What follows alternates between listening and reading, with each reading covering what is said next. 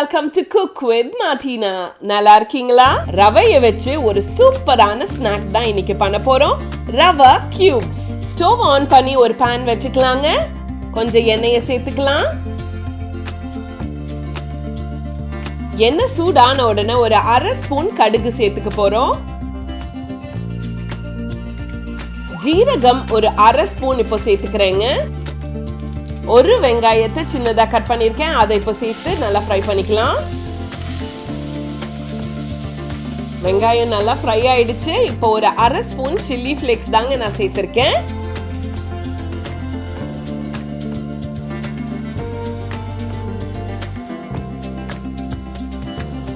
ஒரு cup ரவைக்கு 2 cup தண்ணி. So first இப்போ நம்ம தண்ணியை தான் சேர்த்துக்க போறோம். பார்க்கறதுக்கு அப்படியே உப்புமா செய்யற மாதிரி இருக்கு இல்லைங்களா? ஆனா இந்த ரவையை வச்சு நம்ம உப்புமா செய்யலாம், ரவை தோசை, ரவை இட்லி, கேசரி அப்படின்னு பண்ணலாம். உப்பு ஒரு அரை ஸ்பூன் சேர்த்துக்கலாங்க. ஆனா இந்த ஸ்நாக் கொஞ்சம் டிஃப்ரெண்ட் தான். கண்டிப்பா ட்ரை பண்ணுங்க. குட்டீஸுக்கு ரொம்ப ரொம்ப பிடிச்சு போயிடும். அண்ட் வீட்டில் யாருக்கும் உப்புமா பிடிக்கலன்னு வைங்களேன், இந்த ஸ்நாக்கை செஞ்சு கொடுத்தீங்கன்னா உப்புமா சாப்பிட்ட மாதிரி தான். புரியல இல்ல? நான் செய்யும் போது உங்களுக்கு எல்லாமே புரிஞ்சிடும். நல்லா கொதிச்சுட்டு இருக்கு. இந்த நேரத்தில் நம்ம ரவையை சேர்த்து நல்லா மிக்ஸ் பண்ணிக்கலாங்க.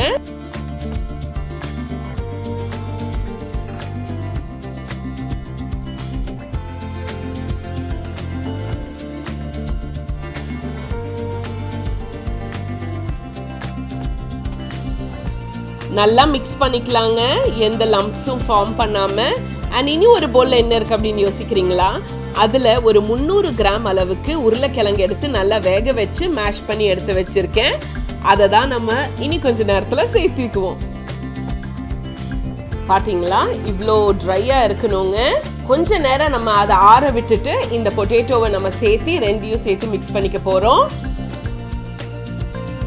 கை கொஞ்சம் வலிக்க தான் செய்யும், பட் நல்லா ஈவனா நீங்க மிக்ஸ் பண்ணிக்கோங்க. உப்புமால உருளைக்கிழங்கு அப்படின்னு யோசிக்கிறீங்களா? பாருங்க, ஸ்நாக் ரெடி ஆனோன்னு நீங்களே ரொம்ப என்ஜாய் பண்ணுவீங்க. அதை நம்ம நல்லா பிசைஞ்சு வச்சிருந்த உப்புமா இருக்கு இல்லையா, அந்த ரவை கொஞ்சம் எடுத்துக்கோங்க கையில. அண்ட் கொஞ்சம் எண்ணெய் கையில தேய்ச்சிட்டு அப்புறம் நீங்க இப்படி ரோல் பண்ணீங்கன்னா நல்லா நீட்டா வருங்க. நான் பண்ற மாதிரியே நீங்களும் பண்ணிக்கோங்க.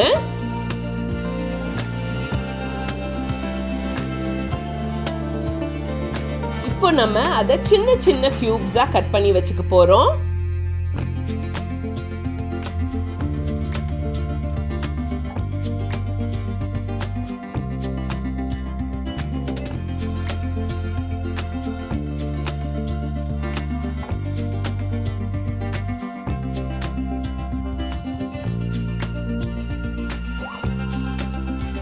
கட் பண்ணியாச்சு. பட் கொஞ்சம் அந்த எட்ஜஸ் எல்லாம் நல்லா நீட் ஆக்குறதுக்கு அந்த இதுலயே நீங்க கொஞ்சம் கொஞ்சம் ஒவ்வொரு சைடு தட்டினீங்கன்னா நீட்டா வந்துருங்க.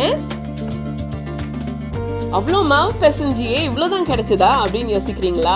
இல்ல நிறைய கிடைச்சதுங்க. அதை எடுத்து சைட்ல வச்சிருக்கேன், உங்களுக்கு காட்டுறதுக்காக கொஞ்சமா காட்டியிருக்கேன்.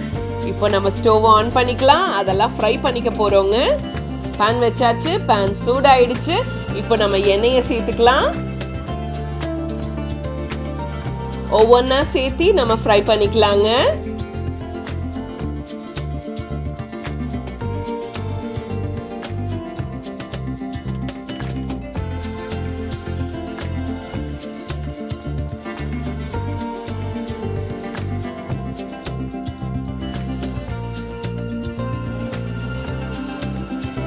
ரெண்டு சைடும் நல்லா டர்ன் பண்ணி ஃப்ரை பண்ண விடலாம்.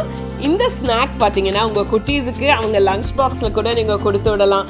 இல்லை ஸ்கூல்லேருந்து வந்ததுக்கு அப்புறம் கூட செஞ்சு கொடுக்கலாம். ஆனால் குழந்தைங்களுக்கு பிடிக்குதோ இல்லையோ, கண்டிப்பாக உங்களுக்கு ரொம்ப ரொம்ப பிடிக்கும். அவ்வளோதாங்க, எவ்வளோ கிறிஸ்பியாக ப்ரௌனாக சூப்பராக இருக்கு இல்லைங்களா? நீங்கள் ட்ரை பண்ணி பாருங்க. அதுக்கப்புறம் வாரம் வாரம் இது செய்ய ஆரம்பிச்சிருவீங்க. ஃப்ரைட் உப்மா இல்லை ரவை கியூப்ஸ் ரெடியோ ரெடி.